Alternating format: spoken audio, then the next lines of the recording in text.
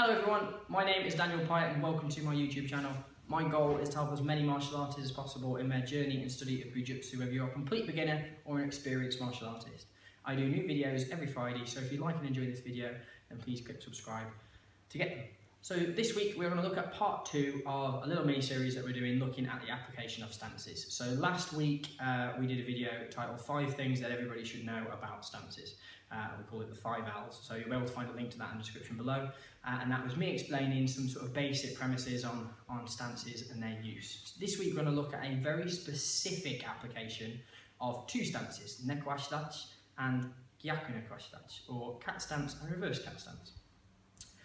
So we talked about the fact that stances can be transitional, they can be developmental, they can be optimal, and we talked about the fact that cat stance, for example, can be used as a transitional movement to transition your weight to, for example, to create space, to open up your opponent, maybe to do a kick or that kind of thing.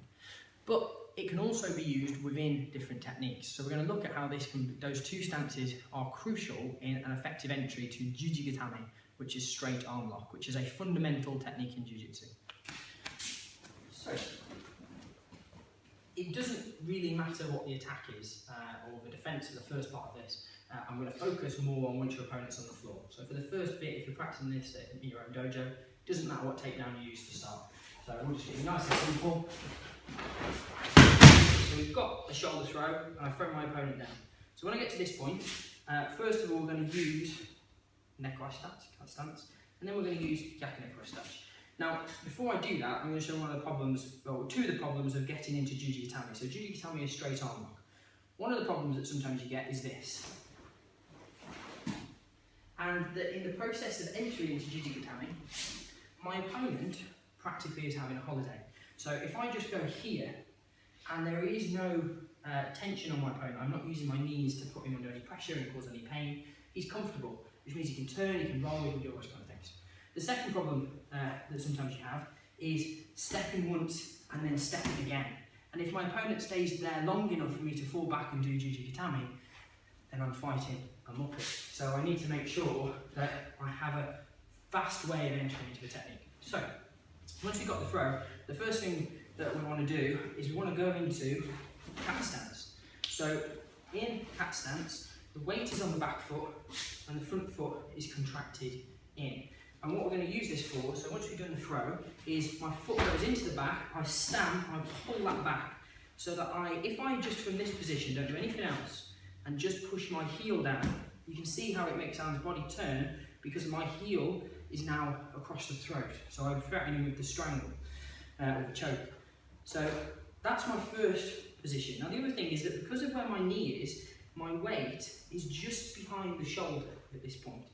Now I'm going to go from Neko ashi, cat stance, into Gyaku ashi. So you can see that there has to be this adjustment. So from the beginning for me.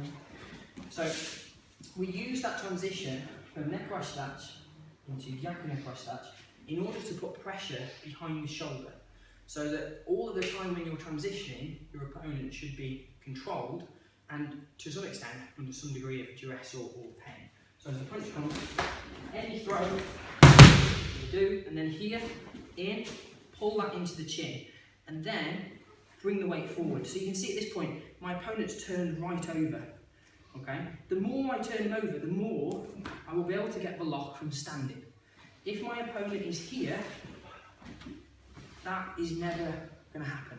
So we have 1, and then when my knee comes in, on the inside of the arm, I want my knee, the inside of my knee, to sort of be on the inside of his arm. And then I saw my knee forward. So as I transition, I pull, saw the knee in to turn my opponent.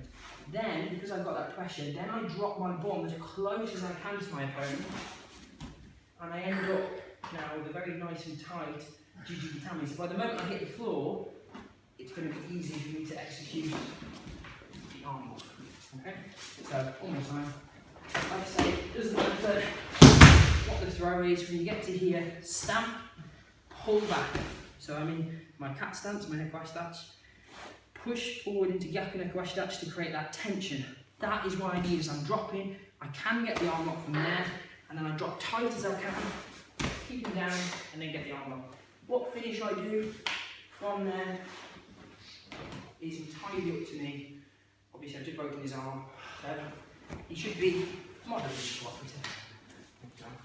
So that's a very specific application of two stances, which remember fundamentally are just movements being used for a very specific technique.